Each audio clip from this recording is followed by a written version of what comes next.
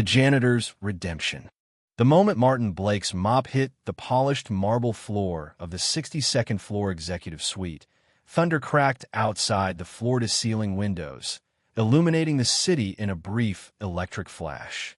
He paused, leaning on the mop handle, and watched raindrops race each other down the glass. A decade ago, such a view might have inspired awe. Now, after 10 years cleaning these very windows, the glittering skyline below felt more like another surface he needed to wipe. "Gonna be a rough night to catch the bus," he muttered, his voice echoing in the empty office. At 58, Martin had the weathered hands of someone who'd worked with them his entire life.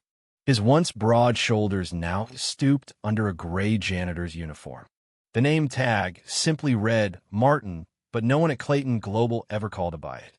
To them, he was invisible, just another cog in the building's infrastructure, like the elevators or the HVAC system. Tonight marked an anniversary, not of marriage, though his ex-wife Carla had taken her ring and half the closet 7 years ago.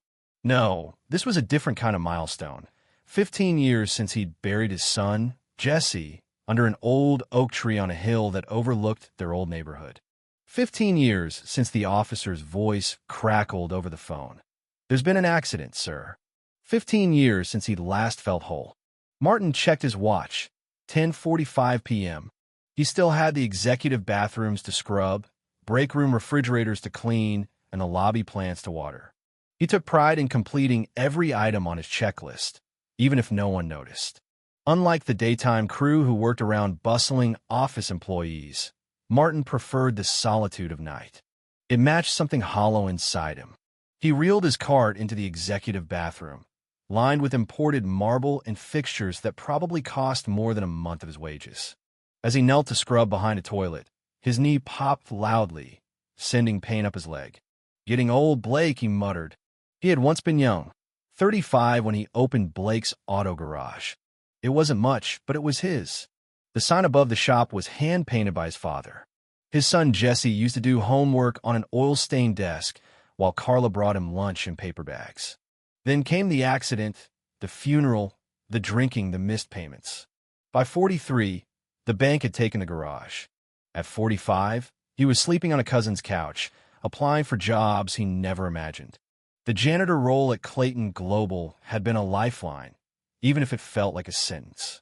As he emptied out the break room refrigerator, tossing expired yogurts and half-eaten organic meals, his phone buzzed. A text from Trevor, a 17-year-old from the youth center where Martin volunteered teaching basic auto mechanics. "Mr. Blake, fix Mom's taillight all by myself. Thanks for teaching me. You're the GOAT." Martin smiled.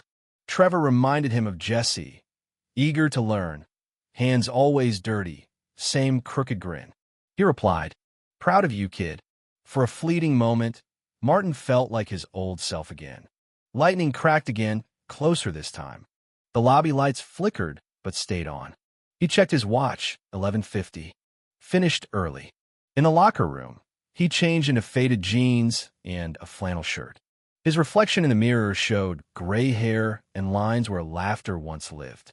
He barely recognized the man staring back. Rain lashed the glass lobby doors.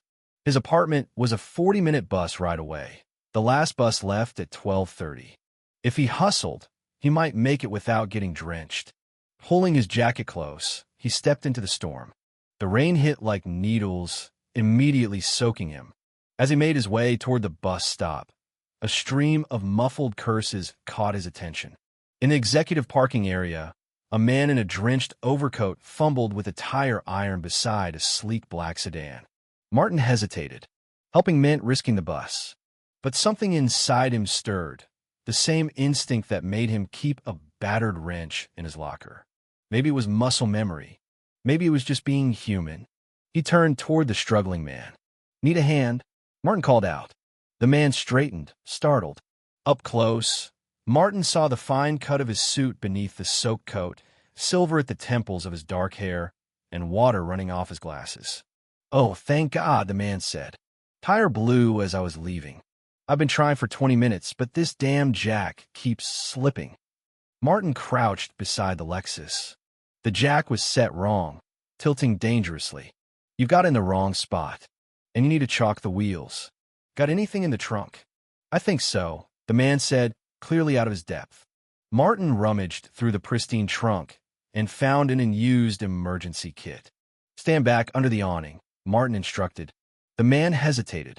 Are you sure? I feel bad just watching. Been doing this since I was 16.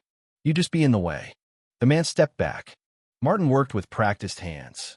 Despite the rain soaking through his jacket and the stiffness in his joints, he moved with confidence. His hands remembered. You work in the building? The man asked. Night janitor. 62nd floor mostly. Executive level, the man noted. I'm Nolan, by the way. Martin, you're very good at this. Martin allowed a faint smile. Used to run my own garage for 15 years. Blake's Auto, over on Pine Street. Past tense. Long story. He secured the spare and tightened the lug nuts. You should replace this tomorrow. It won't last long. Nolan stepped forward as Martin rose stiffly. Let me pay you, he said, reaching for his wallet. Martin eyed the wad of bills, thinking of overdue bills and the crack in his boot sole. But then Jesse's voice echoed in his mind. We do good work for good reasons. The money takes care of itself.